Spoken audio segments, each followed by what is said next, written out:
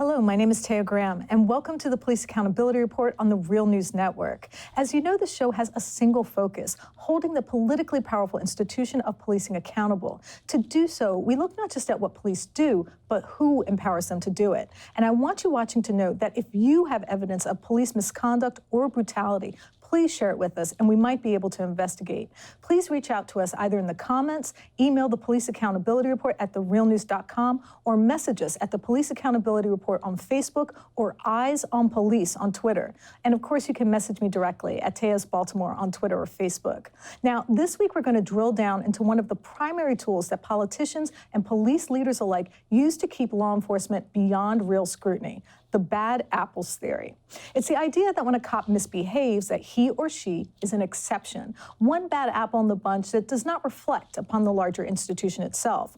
Once the so-called bad apple is removed, the corrupting influence stops there. It's a trope that's used continually when scandals emerge. In fact, when 7 officers from the Gun Trace Task Force were indicted in Baltimore for robbing residents, dealing drugs, and stealing overtime, much of the media focused on its ringleader, Sergeant Wayne Jenkins, the narrative that he instigated and corrupted his fellow officers. But this notion of the bad apple belies the actual structure of the institution itself and downplays the immense power, both social, political, and legal, conferred upon policing.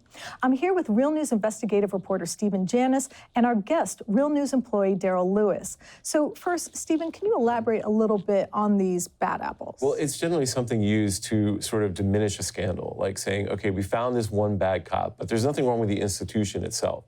And when you said something very interesting, it belies the structure. Well, first of all, policing is a paramilitary organization. So the idea that someone can just act rogue is just BS. It doesn't exist. You can't, in a paramilitary structure, you need the, supervisors, you need the commissioner, you need people to actually say what you're doing is okay. And we saw in the Gun Trace Task Force scandal that that was actually true. And then we have to remember that police have the power to infect so many lives that Gun Trace Task Force, for example, as speaking with Daryl before, has like thousands of cases that are being reviewed by our state's attorney, Marilyn Mosby.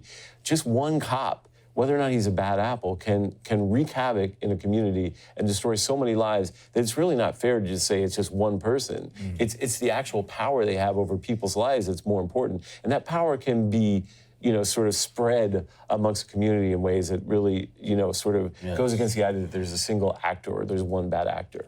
In fact, just to show the scope of what we're talking about, consider the recent indictment of Houston police officer Gerald Goins. Goins was indicted on first-degree murder charges for lying on an application for a no-knock warrant. The raid led to the deaths of a Houston couple, but the pretext for the raid was false. There were no drugs. But because of that one lie, 2 people are dead. And now Houston authorities are reviewing not dozens, not hundreds, but thousands of cases. That's right, thousands of lives possibly affected, ruined, or destroyed by one lying cop. Which begs the question, this Houston cop had worked for decades like the GTTF. Stephen, how could one cop operate with such impunity? Well, to me, one of the things when we sat in the trial of the Gun Trace Task Force, Sergeant Wayne Jenkins, the ringleader, met with the commissioner at that time, Kevin Davis, and Kevin Davis gave his blessing to many of the techniques that they were using. The police department actually touted, some of the so-called accomplishments of the Gun Trace Task Force. What it is that you have in predominantly African-American cities, there is this sense that militarized policing is the only thing that will work or solve crime. And it's rooted in many of this country's racist policies, but it's also rooted in the idea that violent policing is somehow a means to an end, and that anything goes, and that these guys are willing to do it. But in really what we see is it's about suppressing, free speech, it's about suppressing economic agency, and that's why it gets touted. But they tout it as like, look, we're solving crime. We went and we harassed and we arrested 100 people. We did something. And I think that's what it takes root in the entire agency, and it becomes corruption throughout. Which brings us to our guest, who will help us put the bad apples theory to rest. He's actually one of our co-workers, but he also has firsthand knowledge of Baltimore police officers who were dealing drugs long before the GTTF. A prime example of how drug-dealing cops is not anomalous, but part of a larger pattern. Daryl, welcome to the Police Accountability Report. Thank you.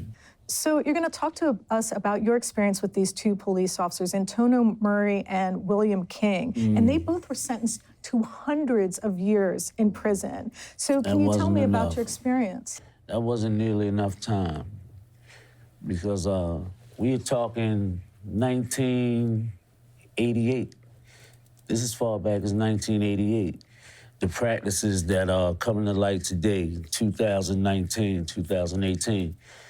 With these two guys, they were like, rogue is putting it lightly. Mm-hmm. They operated how they wanted, where they wanted, with who they wanted, without regard for anybody.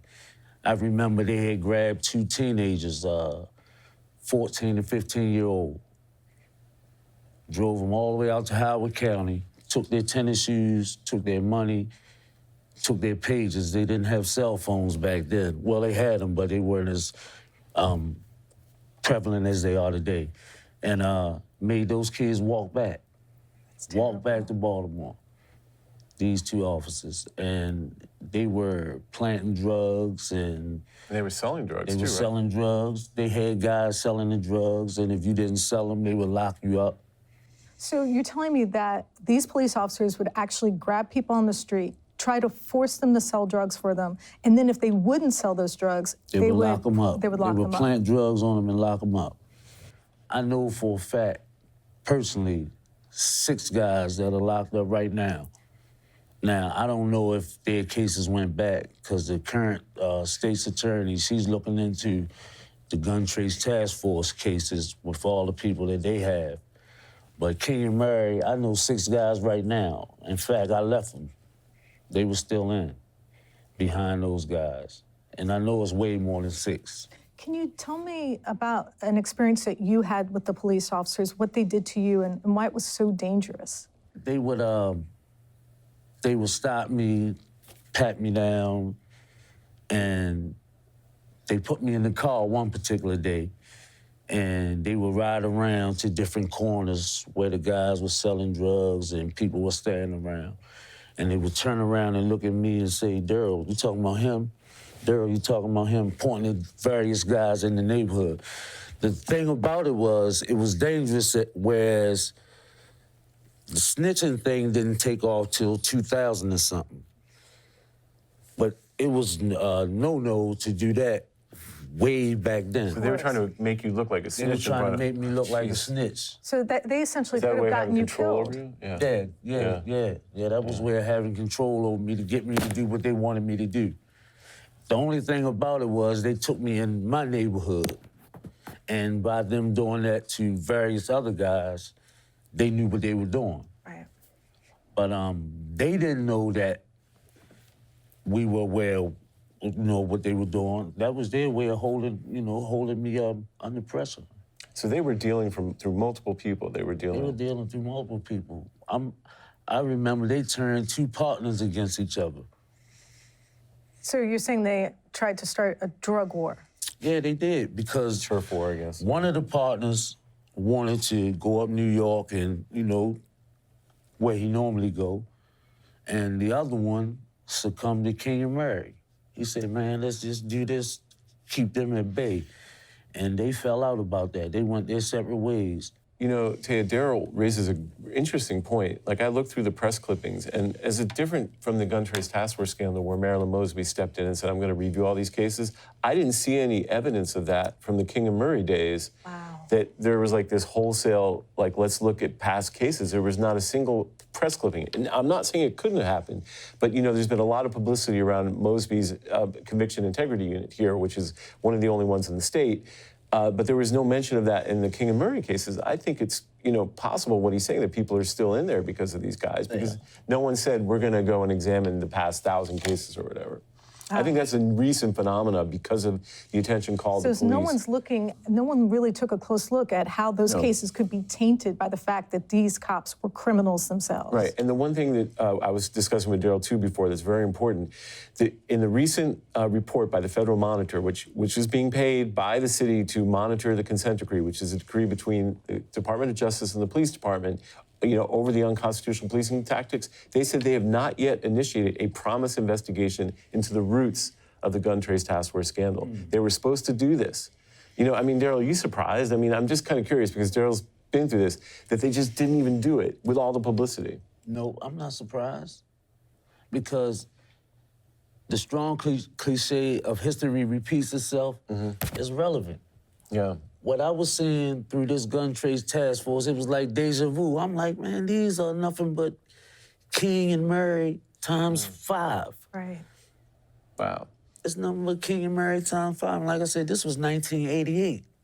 And through the 90s and into the, they were pretty much active for Right, until 14 or about- 15 years. Right, until about 2005. The groundwork that's was laid thousands for of this people. That could be thousands of Trace people. task force started in 1988.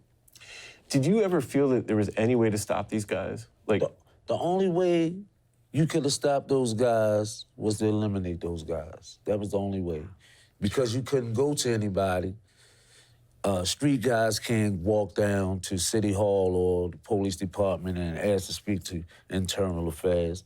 Right. For one, a lot of guys don't even know about that. And number two, if they did know about it, which I did, I couldn't go down there. Wouldn't you have even been worried that you would experience retaliation from these police officers? can They you could have imagine? turned the department against you. That right there alone. And it wasn't so much as me, it was my family. Of course. yeah. And I mean, so it shows it's not the apple, it's a tree, right?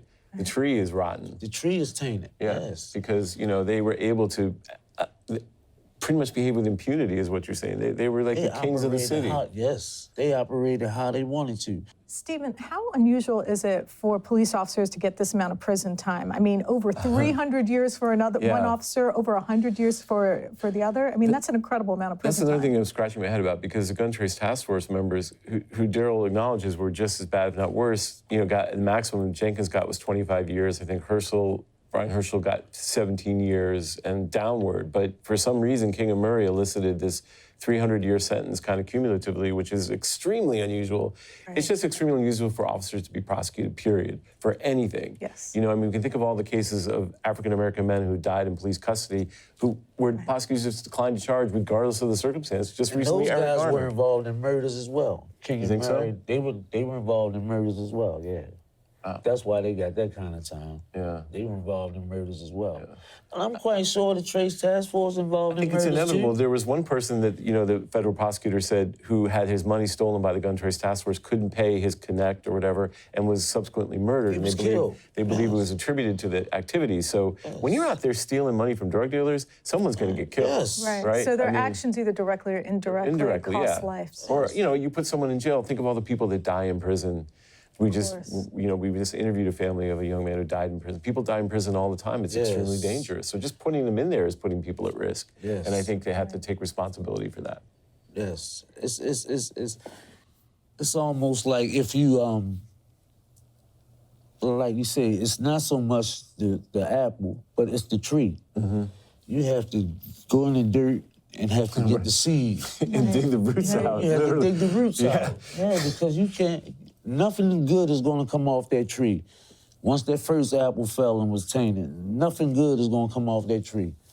Right. And even though we weren't going to name some of the command staff, it really begs the question, Who's how watching? could their supervisors not know who was supposed to be watching these police officers while they were committing these crimes? How could they not know? They are literally detectives. I think it was raining one day, and they had us sitting on the ground with the legs crossed in the rain.